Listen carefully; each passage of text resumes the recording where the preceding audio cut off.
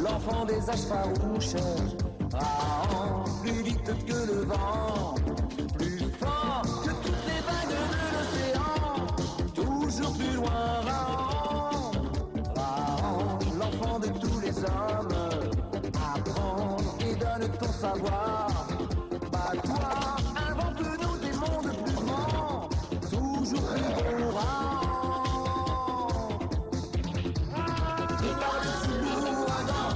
Toi face aux démons géants. C'est parmi les grands sentiers que ta voix chante la liberté.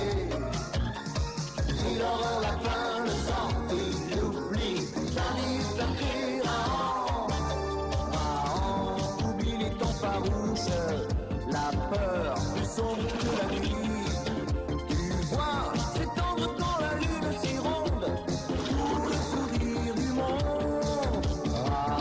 Si le soleil se cache là-bas, très loin dans sa tanière, descend profond sous les rayons du couchant, plonge dans sa lumière.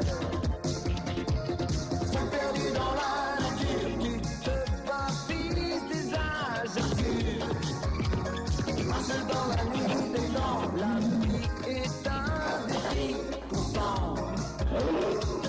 Quand on bat la mort et ton corps, la vie est un cri d'enfant. Il y a plus de 500 000 saisons, le Mont Bleu s'éveilla.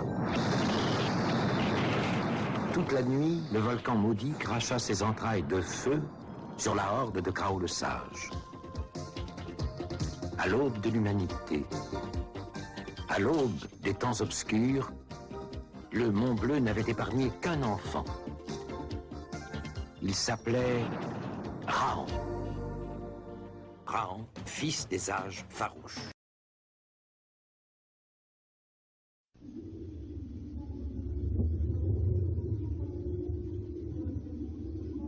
En ces temps sauvages, ceux qui marchent debout luttaient farouchement pour assurer leur survie et celle de leurs petits.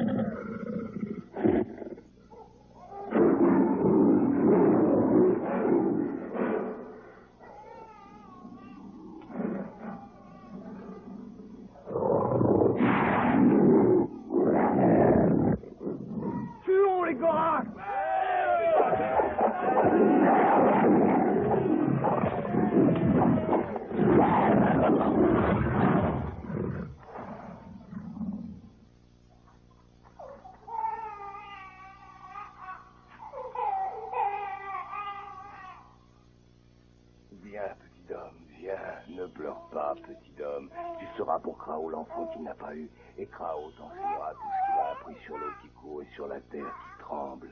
Pour qu'un jour, toi et moi découvrions ensemble la tanière du soleil. Tu n'as plus de père, tu n'as plus de mère. Mais Krao jure qu'ils continueront à vivre en toi. Ceux du Mont Bleu feront de toi un chasseur digne de ton père, digne de ta mère. Et puisque nous ignorons le nom qu'ils te donnaient, nous t'appellerons Raon, fils des braves.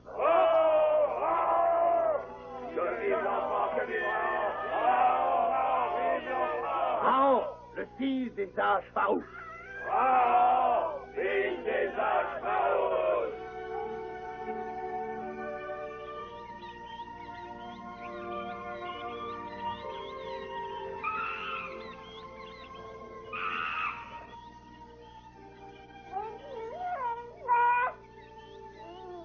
Allez, debout.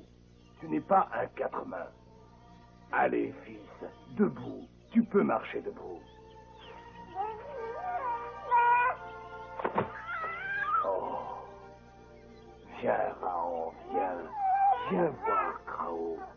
Viens.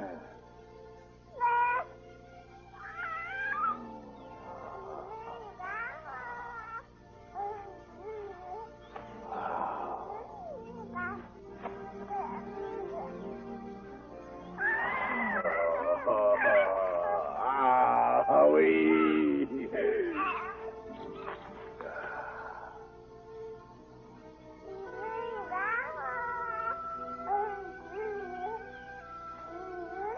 Et c'est ainsi qu'au pied du Mont Bleu, Raon vint ce jour-là grossir la horde de tous ceux qui marchent debout.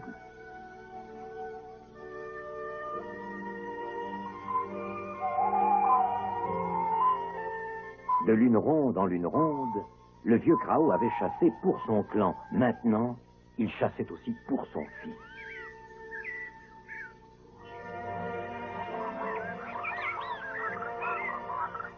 Raon grandissait parmi les enfants du Mont Bleu. Nul autre ne le distançait à la course.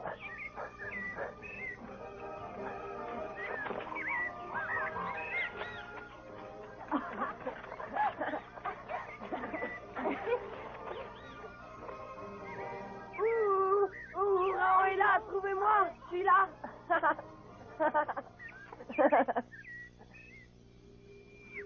Au-delà du Mont Bleu, là où vivent nombreux les troupeaux des deux dents à la toison épaisse. Raon aimait écouter Krao évoquer les lointains territoires que le clan avait jadis traversés et les terribles affrontements avec les troupeaux des deux dents. Tous ceux qui marchent debout sont de la même horde, et les plus forts doivent aider les plus faibles. Mais Krao, si nous sommes de la même horde, pourquoi mes cheveux et ma peau ne sont-ils pas de la même couleur que les siens? Quelle que soit la couleur de leur peau, tous les chasseurs sont frères. Que leurs cheveux soient couleur de la nuit, ou qu'ils soient comme les tiens Raon, couleur de feu. Y a-t-il vraiment d'autres clans de l'autre côté du Mont Bleu? Oui, beaucoup d'autres clans. Dis, Krao, quand m'emmèneras-tu enfin avec toi? Quand tu seras un vrai chasseur, alors je t'emmènerai. Alors demain, je serai un vrai chasseur. Ni Raon, ni Krao ne prêtèrent attention au rire des chasseurs, car ils rêvaient déjà du jour où ils s'en iraient ensemble, par-delà le Mont Bleu, droit vers l'inconnu.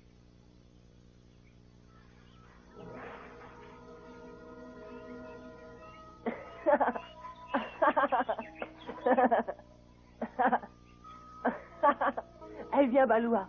Viens, n'aie pas peur. Alors, toi aussi, tu apprends à marcher debout?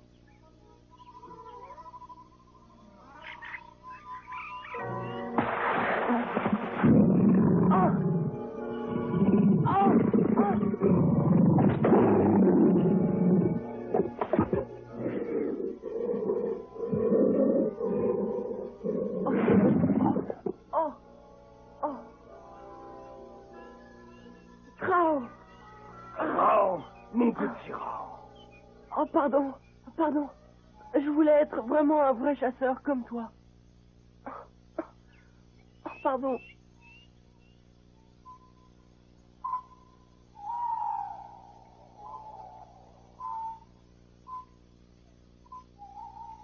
Raoult sait que tu ne seras pas un chasseur comme les autres, Raon.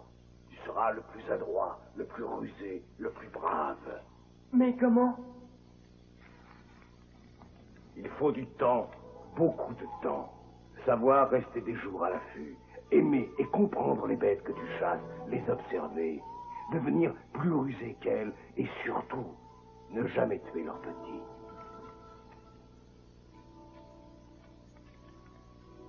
Krao, d'où te vient ce collier? D'où viennent ces griffes? Ces griffes ont été léguées à Krao par son père, qui les tenait de son père. Chacune symbolise ce que ceux qui marchent debout ont de meilleur en eux, le courage.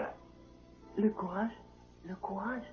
Courage, loyauté, générosité, ténacité, sagesse. N'oublie jamais, mon fils, que tu n'es qu'un homme, frère de tous les hommes. Je ne l'oublierai pas. Dis, Krao, pourquoi Raon n'a-t-il pas de mère comme les autres enfants du clan? Tu en avais une, Raon, et un père aussi. Mais ils se sont fait tuer par les Gorak pour protéger ta vie. Cette vie qu'ils t'avaient donnée. Krao, Raon t'aime aussi fort que son vrai père. Mais quand Raon sera grand, il tuera tous les Goraks.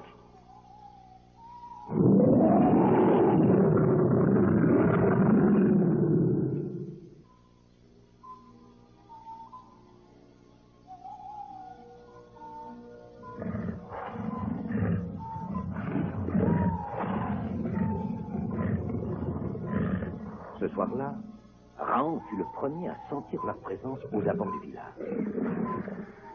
Le premier à les voir rôder. 4 chasseurs viendront avec Krao. Personne d'autre ne doit quitter le village.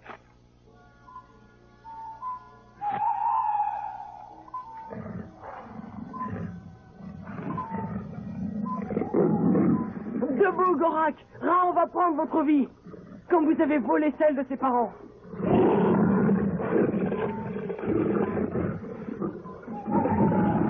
Une pour ma mère.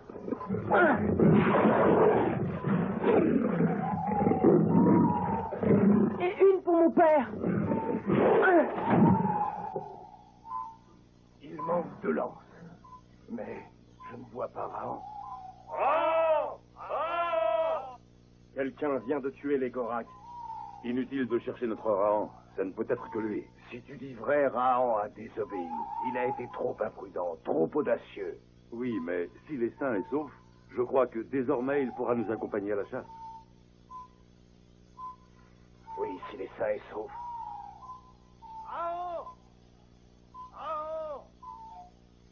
Krao! Krao!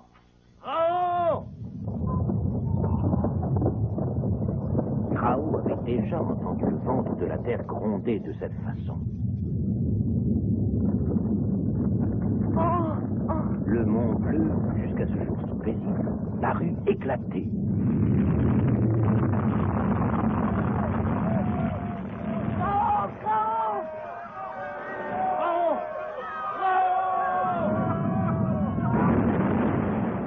Ce fut la nuit épouvantable que n'oublierait jamais Raon.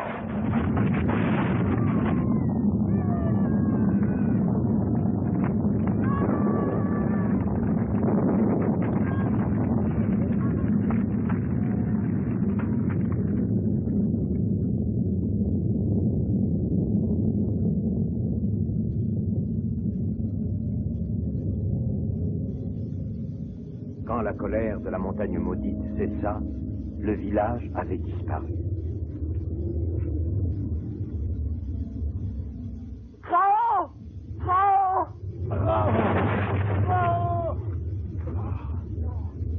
Quand enfin Raon le trouva, Krao n'avait plus que quelques instants à vivre. Oh non! Attends, je vais te sortir de là.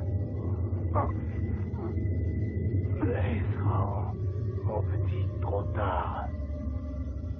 Écoute bien ce que je vais te dire. Oui, père. Tu es le seul survivant du clan. Ce collier te revient. Sois toujours digne de ce qu'il représente. Cherche pour moi la tanière du soleil. Raon fait le serment. Raon n'oubliera jamais tes conseils.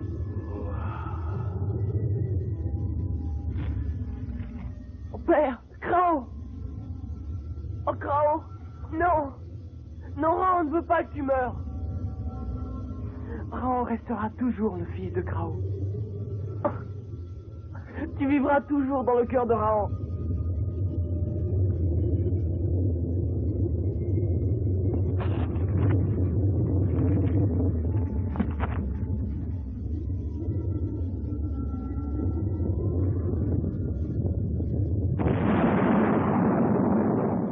Mon bleu, tu as volé son clan à Raon. Tu lui as volé son père. Tu ne lui voleras pas sa vie.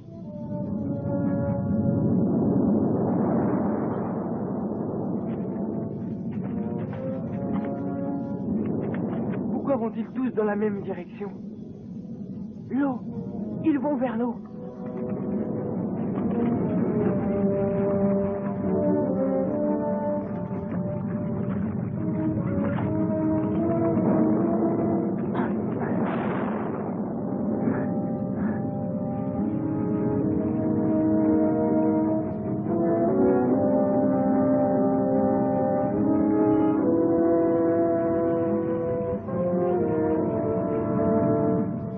Que faire? Raon n'a pas appris à ramper sur l'eau. Petit Aïe Aïe, si tu peux sauter sur cet arbre, Raon le peut aussi. Ah.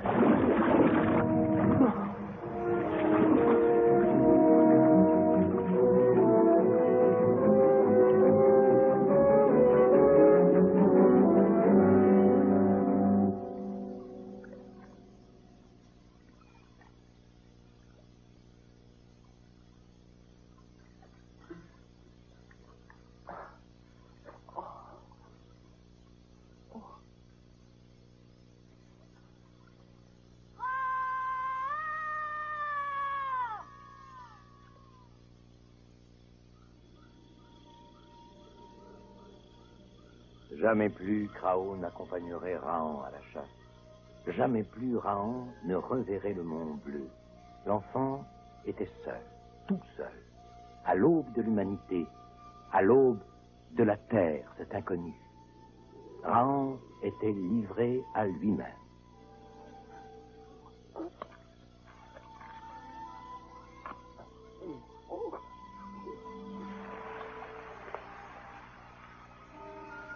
Petit à petit, en observant la nature, il apprit à survivre.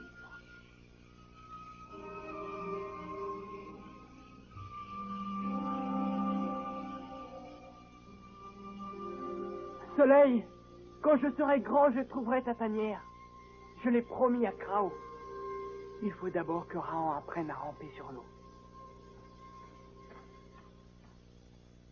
Oh, des lances. Personne? Des chasseurs ont dû les oublier près du chemin d'eau. Leur village ne doit pas être loin. Je vais les leur apporter. Il suffit de retrouver leurs traces. Raon va enfin revoir ceux qui marchent debout et retrouver un nouveau clan. Le petit cheveu de feu a volé nos lances. Attrapez-le! Ne le laissez pas s'enfuir! Il n'est pas d'ici! Non. Que dirait Krao? À Raon, on ne tue pas ceux qui marchent debout. Raon croyait ces lances oubliées là. Raon voulait juste les rapporter à votre clan. Ne sais-tu pas que le clan de la rivière coupe leur langue aux menteurs?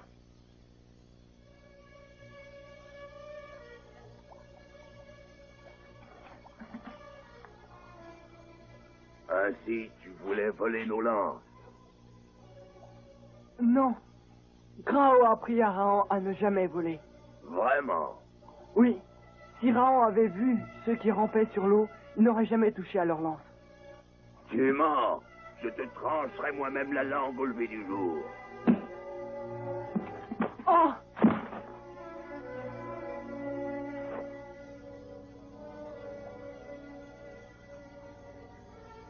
Même les pierres qui lancent des étoiles que Krao savait si bien tailler n'étaient pas aussi redoutables. Oh! Si Raon pouvait s'emparer de ce coutelas avant qu'il ne lui coupe la langue.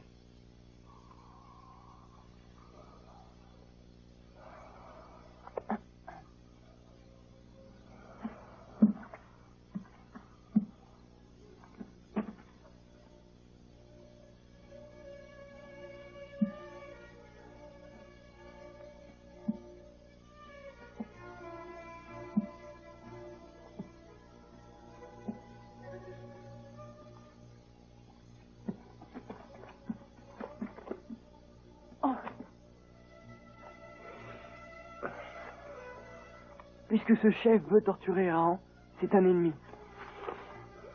Prendre l'arme d'un ennemi, ce n'est pas un vol. Hein? Cheveux de feu?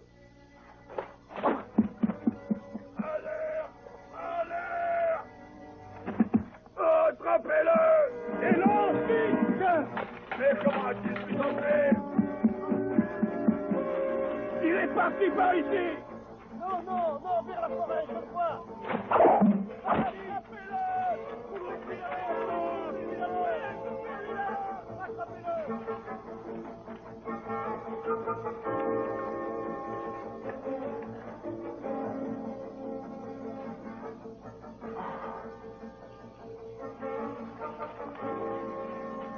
Krao n'avait pas dit à Rahan que ceux qui marchent debout peuvent être aussi dangereux que les Gorak. Rahan n'ira plus vers ceux qui marchent debout.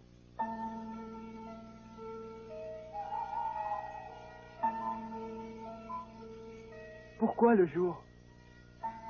Pourquoi la nuit? Pourquoi le vent? Pourquoi la pluie? Pourquoi les lances du ciel?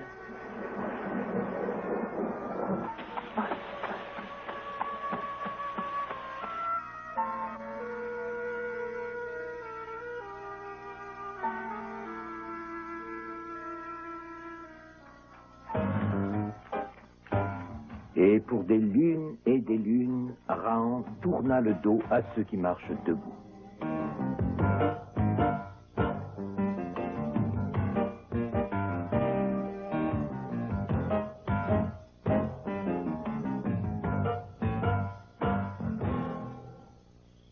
Une fois de plus, de l'autre côté du chemin d'eau, Rahan aperçut un village. Rahan vit comme un Gorak. Depuis la mort de Krao, Rahan n'a plus échangé une parole avec ceux qui marchent debout. Pourtant, Rahan n'a pas oublié Krao.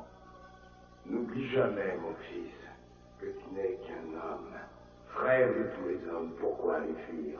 Tu sais maintenant 1000 choses que tous ceux qui marchent debout ignorent encore, et tu ignores tout ce qu'ils savent. Qu'attends-tu, Rahan? Va aux hommes, fils, va. Krao a raison. Rahan ne craint plus ni les ténèbres, ni les bêtes de la forêt. Pourquoi craindrait-il ceux qui marchent debout?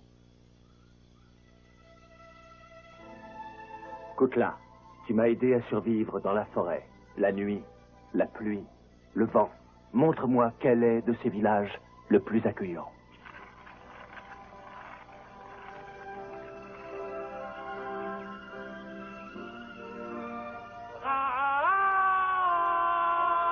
Courage, loyauté, générosité, ténacité, sagesse. Ces mots sonnaient clairs aux oreilles de Rahan.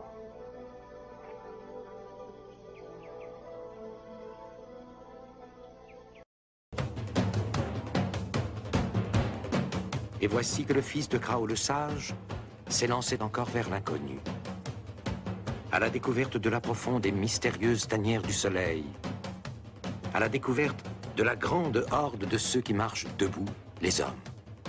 Car apprendre et comprendre, tel était son destin, le destin de Rahan, fils des âges farouches. Rahan, l'enfant des âges farouches. Rahan, plus vite que le vent, plus fort que toutes les vagues de l'océan, toujours plus loin. Rahan, Rahan, l'enfant de tous les hommes, apprends et donne ton savoir. Bats-toi, invente-nous des mondes plus grands, toujours plus beaux. Rahan, seul perdu dans la nature, tu te bats, fils des âges obscurs. Marche dans la nuit des temps, la vie est un défi constant. Crie plus fort, combat.